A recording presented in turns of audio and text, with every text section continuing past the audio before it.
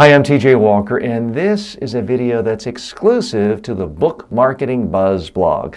These are questions sent to me from Brian, all about media training. TJ, what are some of the mistakes you always see authors make when being interviewed by the media? Well, the number one problem is just being boring. Talking about my book. Well, in my book, I blah, blah. Nobody cares about your book.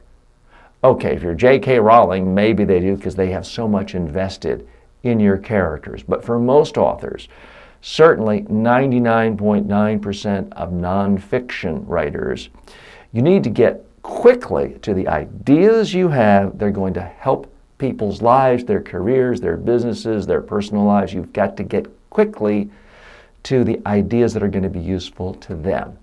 You've got to give people a sense of what you're going to do to benefit them before they care about you. I've seen authors go right away and say, my book's on Amazon, it's $29.95, here's the link. Well, I have no idea what your book is about yet. I have no idea why I'd want to buy it. I don't even know why I'd want it for free at this stage. So you've got to give people a real sense of what's most important. The other problem so many authors have is they want to tell people everything they learned in the process of writing their book. It's your job to really narrow your book down to the top 3 ideas. If you can't do that, you're going to fail, and your interviews are not really going to help you. If you want to educate people, the media, frankly, isn't the best way of doing that. The media is a way of bringing people in, whetting their appetite to make them want to buy your book and to learn more, or to go to your blog or your Facebook page, learn more about you and your ideas every day, maybe for 6 months or a year before they buy your book. So you need greater focus on what you really have that's going to be valuable to your audience. How are some of these problems corrected? You need to test and train yourself. So for example, if you have a brand new book and it's this thick, you need to be able to sum it up in about 30 seconds. Record yourself on video and then send it to family members or friends who don't know that you wrote this book. Send them the video, ask them to watch it, and then ask them, what's your book about? If they can't tell you the 3 ideas that are most important to you, it means you're not communicating. So that's the easiest way to correct the problem. What do authors need to know about the news media in order to deliver a great interview? Well, first and foremost, the news media is a business. It's a business about getting more eyeballs for advertising unless they're selling their content directly to those eyeballs. So you've got to be interesting and useful and realize the media doesn't care about you. They care about their audience. They care about their advertising. You are way, way, way, way down there. If you can help them be more interesting to their audience and deliver a bigger audience to advertisers, well, then they're going to love you. So that's what you've got to really learn, is how to consistently be interesting. And the days are gone where you just say, hire me as a host, or sending in demo reels. The way to be a host in the media, which is really the way to sell the most books, is you've got to be great every time you're a guest. Dr. Phil wasn't just given his own show. He was a guest on Oprah once, did a great job, got invited back, did a great job, got invited back again and again and again, and then it's, can you come every Tuesday? He became a regular, did that well for a number of years, then got his own show. And the reason I mention TV is if you look at the bestseller list, almost any time, certainly in the nonfiction realm, who's selling the most books? People who have their own TV shows. Recently, Bill O'Reilly, who still does have a platform, even though not at Fox, Rachel Maddow, Stephen Colbert. What do they all have in common? #1 best-selling books, and they're on TV every night. Now, it doesn't mean you can't sell books if you're not on TV, but the more you're on TV, the more you're in the media. For you, it might be at Facebook every day. The more you're in front of fans, that's really what's more important. The days are frankly gone where you're just going on the Today Show, going on Oprah, is going to generate tens of thousands of sales. You might not even get 10 sales going on the Today Show. It's about doing it regularly, building an audience of people who care about you specifically. How do you help authors get over their fears of speaking to the media? Well, if you're an author and you actually want to sell books, you should have a tremendous fear if a day goes by and you're not talking to the media. Because if you're not talking to the media, how are you talking to an audience of people who really care about you? The number one way to get over fear of speaking to the media is to know that you'll be great. Now, the way I do it is when I'm training authors, either in my day-long workshops or private workshops or public workshops, I get them on camera a dozen times in a day. And I get them to the point where they love how they look, how they sound. Doesn't matter if it's a tough interview. Far and away, that is the number one way to get over fear of public speaking, is to actually know that you're great, that you're coming across your best, and that you are, in fact, helping yourself every single time you speak to the media. That's the number one thing. It's not about meditating or, tapping yourself or anything like that. It's not about drinking green tea. It's not about visualizing success in your mind. Actually watch a video of yourself being interviewed, could be by a family member, and thinking, that's great. If I can do it just like that, I'll be in great shape. What can authors do to make sure an interview via Skype goes extremely well? Increasingly, TV networks all over the world are happy to interview you through Skype video. I get requests sometimes several times in a week. And I have my own home office TV studio through Skype. So when I'm doing a Skype interview, it looks exactly like this, what you're seeing now. Now, I've got a little fancier setup, but all you really need to know is that your video camera needs to be a couple of inches above your eyes. Most people, when they're doing Skype, have a little webcam on top of their screen, and it's 6 inches, 8 inches below their eyes. So the camera is shooting up their nose, which is a horribly unflattering angle. It's looking at the light on the ceiling or the light coming through the window. It looks horrible. Your face is all washed out because the camera's latching on to the light in the ceiling. So you need to have the camera elevated. You can just put it on a stack of books. And you need to have more light in front of you than behind you. So if you have blinds, shut the blinds or move it around so there's not a window behind you.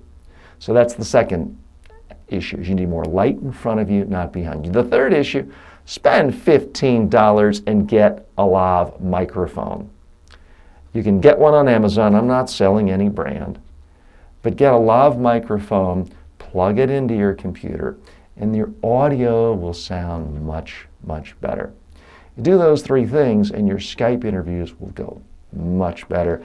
And there's a chance the TV networks, TV programs will want to come back to you on a regular basis. That's the real power of the media, is when you have a regular, recurring role and people get used to seeing. I mean, that's why the Rush Limbaughs of the world, the Rachel Maddows of the world, have so much influence and can sell books, is because they have a daily relationship with people. Now, you might not be a host of a show or be on daily, but you do need a way of figuring out how to get in front of people as often as possible. Why do great speakers and seminar leaders struggle when it comes to conducting media interviews? Well, it's a completely different skill set. I'm great at going to restaurants and eating food. Doesn't make me a good chef. Doesn't make me good at managing. It's a completely different skill. So if you want to make that transition to conducting media interviews, meaning you're interviewing someone else, you need to practice. You also have to learn how to listen. A lot of authors, experts, people who are great speakers are just used to talking all the time.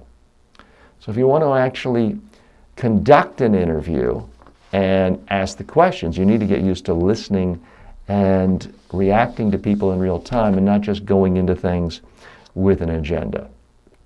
How should you dress for a television appearance? You need to dress in a way that doesn't confuse people that is consistent with who you are and what you're about. So for example, I do corporate media training and public speaking training, but I also work with people varying ages, some nonprofits. So when I'm doing my daily video series, I wear this because it just doesn't distract that much. It's not too corporate, but it's not just a t-shirt.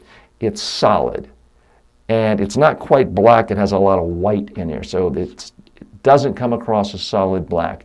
What I'd recommend when you're going on TV, if you're any kind of a business person and you're not a fashion designer or an artist, you don't want the focus to be on what you're wearing. You want it to be on what you're saying. So I would recommend wearing solids. Avoid all white, all black. Avoid bright red. Wear solids. Avoid stripes, avoid paisleys, avoid checks, because they just will dance around and check and get blurry and fuzzy. And that way you increase the odds that people focus on what you're saying. If you are an artist, if you are selling crafts, if you're a jewelry designer, well, then you want people noticing what you're wearing, so the rules are completely different. If you are a value fund investment manager, you probably want to have a conservative suit and tie on. If you're a dairy farmer, you probably want to have work clothes on. You don't want people scratching their heads saying, well, why is that person dressed like that? Many authors want to sell a book, highlight their website, or get people to visit them on Facebook and Twitter. What do you advise them so they can market themselves but not sound overly commercial? You've got to do it in a way where it sounds like you're trying to help people. It can't just be first two sentences, buy my book, go to my Facebook. You've got to give people a real reason. So, for example, like a lot of people, I have a book, but I'm not just going to tell you, okay, buy my book now, buy my book, Media Training A to Z. No, what I'm going to say is, hey, if you've gotten any tips on what I've said so far, I'll give this book to you at absolutely no charge. All you have to do is email me, tj@tjwalker.com, and I'll email you a PDF of this book. So why do I do that? Because like a lot of nonfiction writers, my primary revenue model, even though I do make money from this book and have for a dozen years, my primary revenue model is selling a day of media training, not selling a book for 20 bucks. It's selling a relatively high-priced day of personalized media training. So I'm willing to give it away. That might not be your model, but you've got to give people a real reason. Some of you may have questions on how to use a teleprompter, for example. Well, I have videos on that on my Facebook page. They're free of charge. I post one new video every single day, 7 days a week, on how to communicate more effectively to the media when you're selling books or selling anything else. So you may want to check out my Facebook page at TJ Walker Interactive, which is on Facebook. See what I did right there? I tried to weave in a way that made sense to give people an incentive to go to my Facebook page. So go to Facebook and just type in TJ Walker. You'll find my public page, and you'll see that. Give people a reason of how they can benefit from you, and they'll want to do that. That's the big problem most authors have. They're trying to just go up and make the sale. They're trying to meet somebody and get married the same day. These days, everyone has a million choices of free books and websites to go to.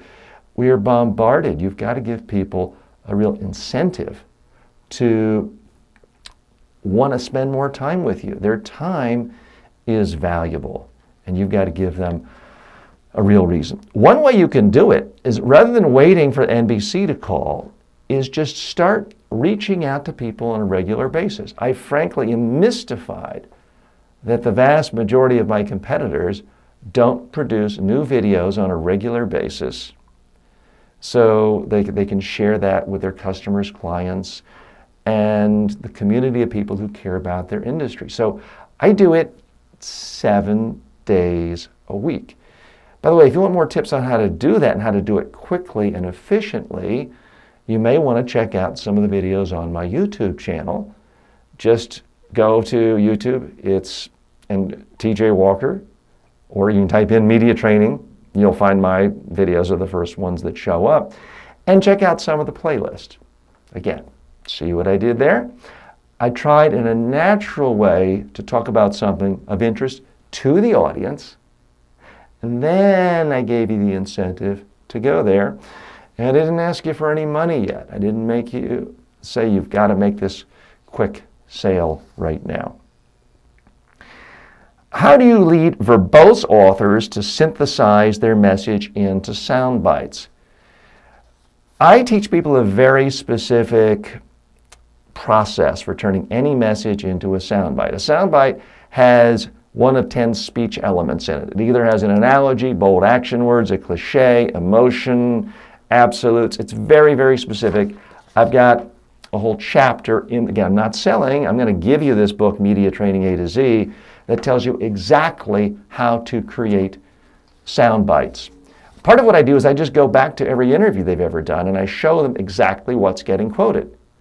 Frankly, I tell them, I couldn't care less what you say. I only care about what actually gets in the final story. Isn't that what you care about? So I show them based on actual result, not theory. I show them how they've been quoted. I'll show them how other people in their industry have been quoted, what works and what doesn't work. Once we know what works with the media, we've got to package our messages in a way that's useful to the media as well. How should authors prepare for media interviews? They should prepare by recording on video. I think they should, sorry to sound self-serving, they should hire me, number one, or at least come to a public media training workshop. I host them every single month. There are other media trainers in the world too, but very few people write a book and it becomes an incredible bestseller and they make tons of money and they never hired an editor or copy editor or a book marketer or someone who lays it out.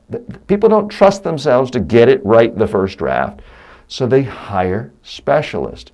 Well, if you're not a full-time professional media spokesperson, there's no reason why you should expect to be good when it comes to speaking to the media. So you need to hire someone to help you. The good news is that it typically only takes one day to do that. So that's not particularly hard. I hope I've answered your questions. Something else I do of value is I answer every single question that relates to media on my daily YouTube and Facebook page. So if you send me a question, tj@tjwalker.com, I'll answer you in a video and you'll be able to see it right here. Why do I do that? Why am I giving away this much free? So again, I have private trainings. I have online courses just for authors. So if you're really on a budget, you can do that as well. So I'm talking about this now. Now I'm in selling a little bit, but I've given enough value. Those of you who are still watching are thinking, this guy seems to know a little. And by the way, I can train authors in part because I have a lot of books I've written. This one was a #1 USA Today bestseller, Business Week, Wall Street Journal bestseller, and I've written half a dozen books. So I'm bringing to you highly specific experience of what works. In fact, I once set the Guinness Book of World Records for most talk show appearances ever in a 24-hour period when I was promoting this book, more than 100 talk shows in 24 hours. So I know a little about this as well. If you're interested in that story, you can check out my blog or my YouTube page as well. Thanks so much for time to spend together. Good luck. I hope to see you on the bestseller list.